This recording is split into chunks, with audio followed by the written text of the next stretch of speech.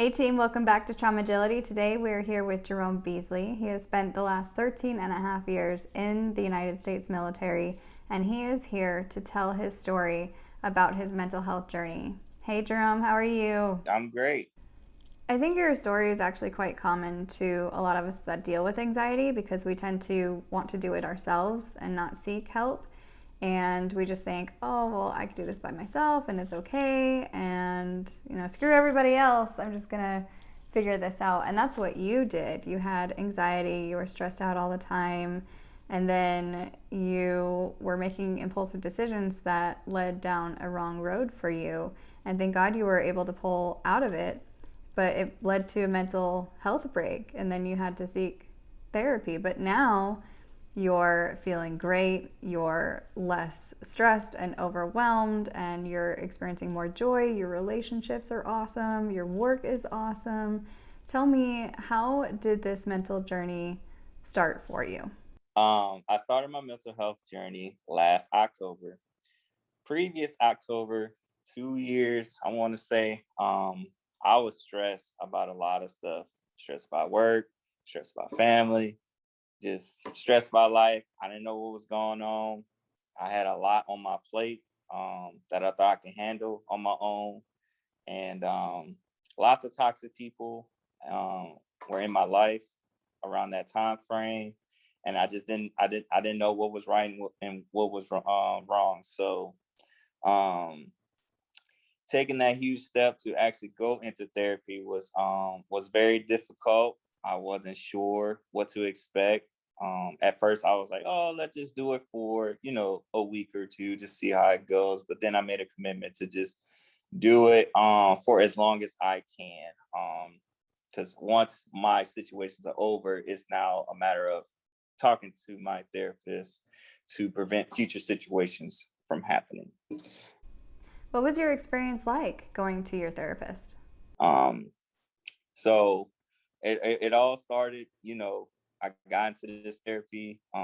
My therapist, he set boundaries for me just because I was nervous, talking to a stranger about my life and everything. And he wanted me to be very expressive, cry, yell at him, as emotional as I can get so he can understand me, tell me some great advice. Um, and the thing that's unique about him is that, I would explain all these situations with him. Instead of telling me what to do, he kind of goes outside the box and asks me, like, how would you feel if you was, put in this situation? Or what if this was different? How would you go? It was more of putting the spot on me 24/7 on FaceTime, 24/7. He never like, I'll be like, man, he wouldn't even tell me go pick a fork or pick something to eat for me. And he's like, man, he's like, you gonna have to pick your own dinner. It's estimated in America that 72% of males don't seek treatment, and the statistics are even higher for African American males. So, what would you say to males who have had similar doubts in the very beginning, like you did? I highly encourage fellas. I'm telling you, like, don't be afraid of this. You know, it's very difficult, because you have a persona. Everybody thinks you got your life together all the time and you think you got things handled because you're a man. I'm like, hey, it's okay to break down. It's okay to cry. It's okay to do all those things. Like, you know, I get told all the time, I tell people I cry all the time because that's just who I am. I'm gonna tell people who I am. And they're like, oh, you're a girl, this and that. You're gonna get a lot of criticism no matter who you are as a person. Nobody's perfect.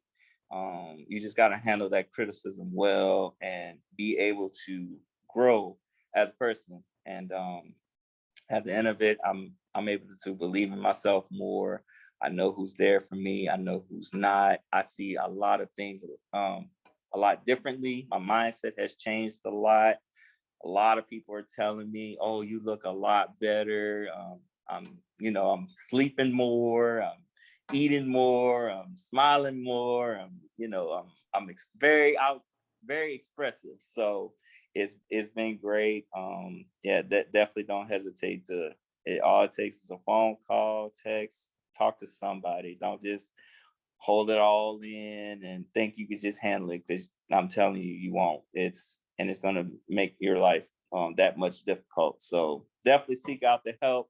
I have faith in each and every one of y'all that, that takes that huge step and joining that mental health journey. And I'm telling you, it's going to make your life so much easier. Do you feel like shame played a role in you not seeking help? Yeah, yeah. Shame. Back in the day, I used to have a lot of expectations for people to be there for me, and people that I thought that was good, and it just a culture shock for me.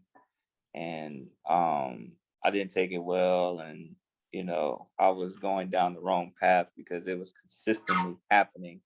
Here I've met all these amazing people, then turn out they ain't amazing at all. Just for the fact that I've helped them so much, and then here I am taking the right step in my life and saying no to people. Now I'm the bad guy. So if you feel like I'm the bad guy, then were you really there for me at all? That's a great question. I always say that if I'm the bad guy to this other person for holding boundaries and doing what I know what's best for me, then thank God that they are out of my life. And it's almost like crabs in a bucket where you want to climb out of this rut, and the crabs at the bottom of the bucket are just like, no, come down, come down. But then you have to get out because you're not in a good place and they're not in a good place. So you have to get up there, and then you help the ones that are still in the bottom. But if they don't want to climb out, then they don't want to climb out. And so just say, thank you so much, God, universe, for getting this person out of my life because they are holding me back from growing. Hmm. Absolutely. And that's a huge hurdle, like by itself. Just not feeling bad that, hey, they're saying these things, but you're saying these things to protect you. So The antidote to shame is actually disclosure. yeah, 100%. And remember, shame is different than guilt. Shame is I am bad, guilt is I did something bad. Which one resonated the most with you in your relationships? Shame. Shame. Definitely shame. Just for the matter of that, I did all I can for these people, and like I shouldn't be I shouldn't be feeling that way. I did all I could. Like I shouldn't be feeling shameful at all. It just because things didn't work out in on their side of the story. So, this particular person in your life was projecting their stuff onto you, and as a caretaker, you just sat there and took it, right? Right. When we're in relationships like this, we often take the caretaker role because that is the role that they place us in. Yes. What have you learned about your perceptions about the people who are trying to contribute to the anxiety versus the people who were trying to help you? As far as people concerned, I wish I would have known people's true colors. Being stressed for a long period of time, you don't know what's really going on. You're blind to the truth. So, and then you have all these other parties trying to, convince you, no, this isn't right. This person ain't like this, like that, and you don't. I've never had the opportunity to sit down and say like, okay, what do I really think about this person, instead of just being stressed and listen to all these other voices that's going in my head. Did anyone ever tell you growing up that you are not allowed to show your emotions? All the time. So you grew up in the South New Orleans. Yep. and you have a very, very, very large family. And do you feel like as a culture that you were encouraged to go to therapy? No, ain't nobody going to therapy. It's like go to work, go home, go to sleep, wake up, repeat. That's all it is. So much yelling and chaos and drama is going on, and it's especially people in New Orleans. Lots of prideful people there. For sure, they think they they think they got it handled, and they're afraid to admit their what they need to work on, because if they tell somebody that, then they're gonna be afraid of somebody calling them weak and all this stuff. And no, no, no, no, no. It shouldn't be like that. But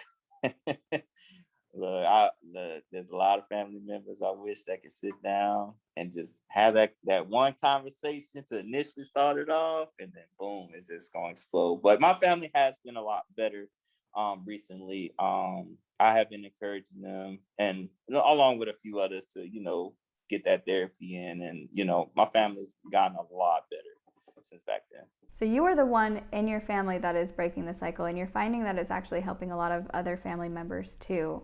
How has your support system changed with your family since then? Support system is great right now. It's great. I'm loving it. It's they always reaching out to me. Hey, you good? Hey, I appreciate you reaching out. Small things in life. Definitely cherish those moments with my support system. So through this time, you were going to move to Alaska, but you didn't end up going. So what happened there? I realized I was going for the wrong reasons. You know, Toxic woman, running away from my problems. I just was looking for a way out, and no, that shouldn't be the right mindset.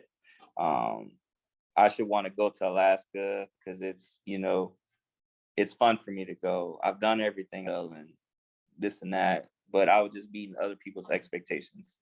And so my heart was never with Alaska at all. And I had to admit myself that um, definitely. And, when I finally was honest myself about, hey, I really don't want to go, I was so relieved that, 'cause I felt like, it's meant for me to stay in Louisiana still. I still got stuff I got to do in Louisiana, things that need to be done. Many people end up running from their problems like you attempted to, because that's the only thing that we really know. And that's the best solution at the time that we can come up with. The problem is when you run from the bad, you're not only running from the bad, you're running from the good too. And you were about to leave a huge support system behind. What did your family think when you were going to move across the country like that? My family did not want me to go. They wanted to support my decision. Because I didn't really tell them the whole situation, how, me moving to Alaska. I didn't tell them nothing. So they were just like, okay, but you know, don't, because they thought it was like, oh, he's just gonna be out there for 4 years and then come back. I was like, nah, I was planning on actually staying there forever. So, so it was just a lot of things. And, I talked to some of my family members how, what happened with the Alaska thing and how I'm staying here. And they're very happy that, I've, joined did the mental health journey, and I'm able to make better decisions with my life. It's really nice to have a family that supports you. I know I wish in the beginning that I realized, that I had to work on myself, because I used to be a very prideful person and thinking, oh, I can handle everything and I can handle everyone and I can do this and that. And I just had to take a step back. I'm like, no, you can't do it all by yourself. You gotta ask for help. That's been the biggest issue my whole military career, is just asking for help. And now I'm so excited to ask for help all the time. Like, I need to know who's here for me. One thing I heard from you was part of your support system wasn't even actually your family, they were your gaming community. And I would, text you or Snapchat you and you'd be like, yo, we're out here on Twitch. I love my video games. And it's funny you bring that up with the Twitch thing and the streaming. I really disconnected with my video game friends, and I didn't get on for like a long time. And now I'm online all the time, talking with them, laughing. Yeah, it was just like the good old days. So Before you sought help, you were struggling with some symptoms. What were those symptoms? I wouldn't get no sleep. I would get like 30 minutes to an hour, even though I'm in therapy for a month or two. It took me a long time to actually heal. I was still breaking down. screaming, crying. So especially on drill weekends, like drill weekends, I am constantly busy. Everybody, like 30, 40 people calling me Saturday and Sunday. Then I got to go back to work Monday for a whole week again. And it was just, oh my goodness. Because, I was scared. I didn't know where my life was going. I didn't want to go to sleep. So I went from before I did therapy, I want to say I did about 13 hours of sleep a week. And now I get about like 45, 50 hours of sleep a week. So What was keeping you from sleeping? just my mind was going a million miles per hour thinking about my family and how stressed I am at work. I was afraid of what's going to happen the next day. And it was just, I was thinking about a lot of what if scenarios, like hundreds and hundreds of what if scenarios. What if this happened? What am I going to do? Instead of just settling down. Hey, the what ifs mean it hasn't happened. So you shouldn't be thinking like that at all. Like, it's focus on the now, one thing at a time. If a situation happens at that moment, focus on what you need to do to get through that situation. Mark Twain once said, I've lived through some terrible things in my life, only some of which have happened.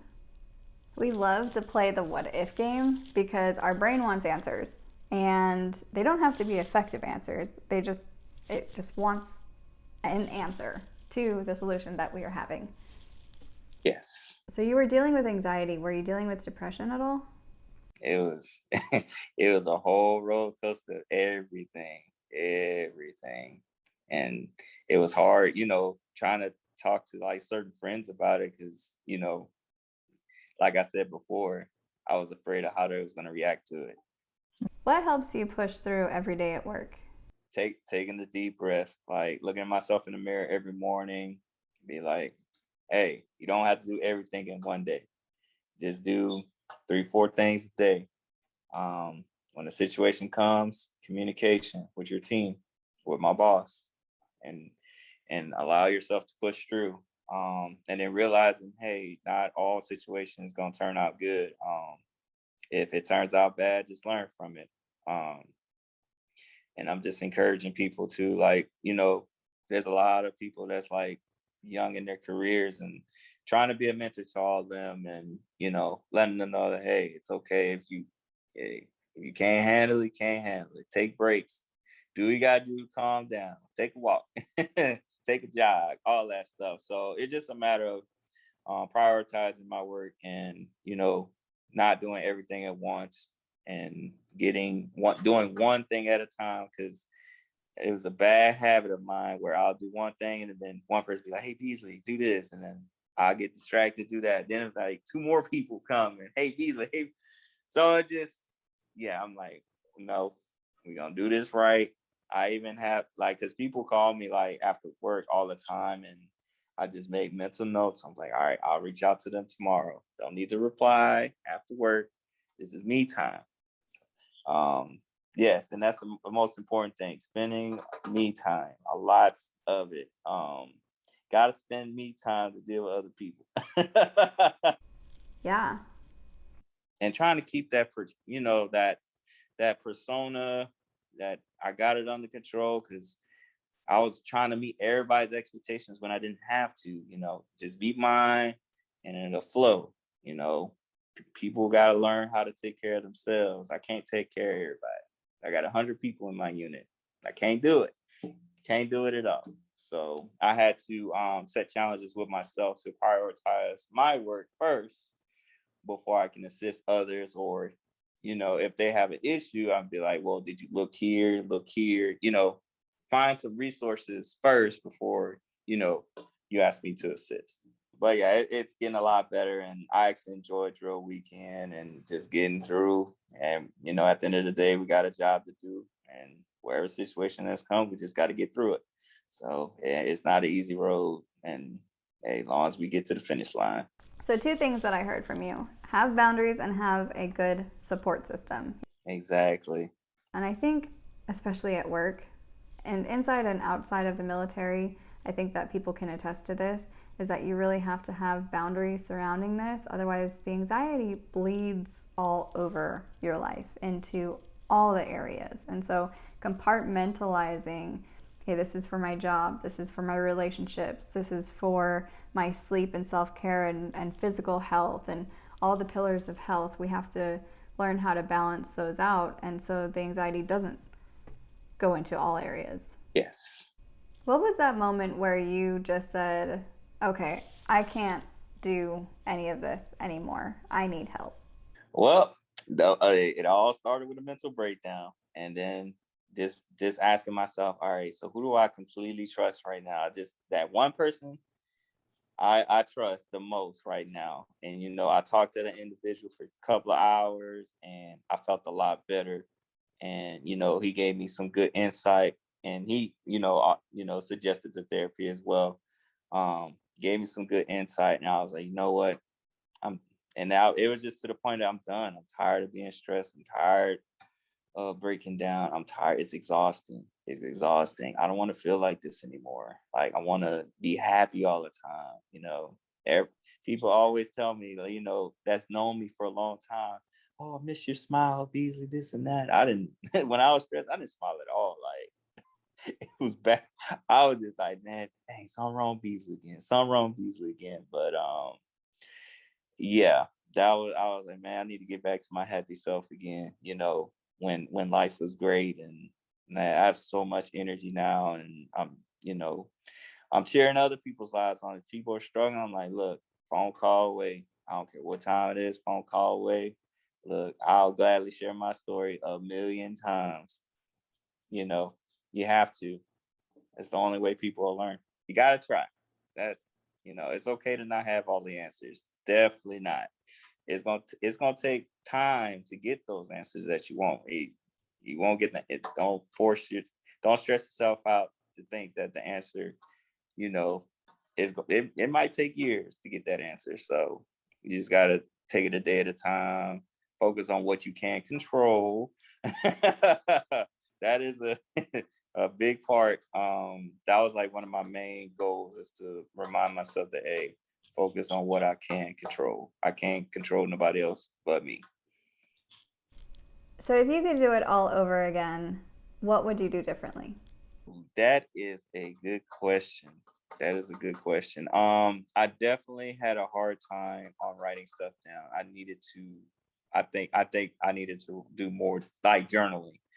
I didn't do no journaling. It was more just FaceTime, talking face to face. I didn't take no notes down, because if you see it on paper, you can read it, you can see the patterns, and you can find even different solutions, or different outcomes or whatever. So I just wish I could have wrote all this down, and you know be able to provide a more effective mental health story than I am right now. Oh, yeah, it's better processed if you write it down because our brain processes it more because we're using our hand motion and bilateral movement. I think, too, in that journaling, it gets it out of our head and onto paper, which is a transfer of energy. And if it's stuck in our head, we tend to ruminate or go over our thoughts over and over and over and over again. And then it just feels like scrambled eggs. What words of wisdom can you give to those who are going through this right now, and especially males? Hey man, you just gotta let go. Like, you can't be prideful. Like, you really gotta let go, and just you gotta have that breakdown moment. You gotta have that mindset and say, hey, I can go to somebody and ask for help. You gotta be like, hey, I can't do this by myself. I need like 3, 4 people to assist me with this. Stop joining the crowd. It's just you. It's your life. They don't control your life. You control you. Don't try and please everybody, or you know do all these things that's cool and all. Like, you're not, folks. We're not in high school or anything. So, um, but yeah, if you're stressed, like, don't do anything that you will regret later on in life, because I'm telling you, Being stressed, you make very bad decisions, and it'll affect your life big time, and it'll hurt others in the process, especially if they're trying to help you too. Because people that's trying to help you while you're stressed, you think they're the enemy too, because you don't know any better. But yes, like the main advice is breathe. Journaling, do journaling, because I failed to do that. Write stuff down every day. What you do today, good things, bad things, find the patterns and find solutions. Be happy, smile, all that stuff. Tell everybody you love that you love them, stuff like that. How hard was it for you to initially seek out help on a scale of 1 to 10, 10 being like the hardest thing you've ever done? Definitely the hardest thing I've ever done. Oh, my body be shaking. I was like, no, I don't want to do that. I'd be pacing back and forth. I'd be imagining, okay, the therapist is like right in front of me, but then Stress Beasley is behind me. So I'm walking to the therapist, like, no, no, no, no, I gotta go back to Stress Beasley. I gotta go back to Stress Beasley. Oh, let me know. I'm gonna go back to the therapist. Oh yeah, it was just back and forth. It was a total tug of war in my head. Oh my goodness, I'm telling you. And that's a good thing for me, because it was the hardest thing, and it just made me so relieved that I actually did it and got the help I need, and realized that this is definitely something everybody needs in their life. So 10, 10, 10. The struggling that you're talking about is called a brain battle. So it's a battle between your prefrontal cortex and your midbrain. Your prefrontal cortex is saying, this is going to be good for me for healing. And your midbrain is saying, no, I want to keep safe because this feels painful and I want to avoid pain. And so you have this struggle back and forth between the two, and that's where you get those feelings. Like my wrist would be like shaking, and I'm just like, so I've yeah, there's like, these, you don't look tense anymore. Like I feel so relaxed now, and it's great. How long did it take you from your very first session to where you felt comfortable enough to talk about things? 5 months. Yeah, it was like, and yeah, it was just a matter of breaking down, because I broke down so many times in the therapy sessions, like, um, especially like the first month, and then that just made me second guess myself, and I was like, no, no, no, no, I got to keep going. It's gonna be tough. I got to get through it, and then you know, the 5 month mark hit. It was just it was just second nature. I felt like I was more myself, and and I was able to take care of situations a lot better, and be cool with a bad ending and just learning from it. Some people have an expectation of this is like a one and done magic pill. I'm going to walk into a therapist's office and everything is going to be healed right here and right now. And I think what you brought up was a really good point in that sometimes it does take a little bit longer, and depending on what you've been through and your relationship with your therapist. Like you have 100% confidence in yourself, like have the capability to do anything in life, and you could be that motivational speaker, and help others along that path. I feel like I could do anything right now. Like it's simple to me. These are the steps. What steps am I going to take to get to this point and get to it? It's plain and simple. Just got to do it. Yeah, one thing that we can learn about that is commit to the end goal of what you want to feel when you leave therapy. Because you weren't saying, I want to get to the next session. No, it was, I'm going to commit to how I want to feel. I want to commit to this change that's happening. I don't want to be in pain. I don't want to be stressed out. I don't want to have this mental break. I want to improve my relationships. I want to feel safe on what I'm doing and where I am and how I interact with other people and grow that. I just at the end of the day, I just realized that, hey, I had to get out of my comfort zone. I was in this same position for so long. I was very comfortable. And I was like, no, even though I'm comfortable, I'm like, no, this is wrong. This is wrong. I need to get out of it. Um, I got to expand my horizon. It's like trying new things in life. You know, I had to get a new lifestyle and learn. I had to learn all over again. And once I was getting better, even the smallest bit, I was enjoying the small victories.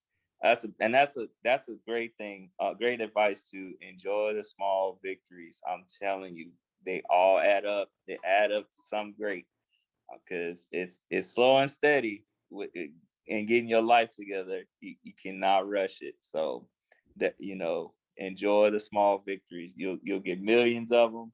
You'll appreciate them, and you'll definitely look back to those victories. Yes, enjoy the small victories as they come because you want that dopamine release because that's how we solidify good habits. And if we don't, then it's like, what are we working for? And then you get that pain and you get that shaking that you were talking about. Exactly. Are there any resources that you found helpful in your journey? Yeah, definitely. They they send emails all the time, like um, the one source and all that stuff. I didn't use that personally because I was specifically introduced to a therapist that they use. So thankfully I had that, but it just motivated me to see that hey, there's a lot of resources out there.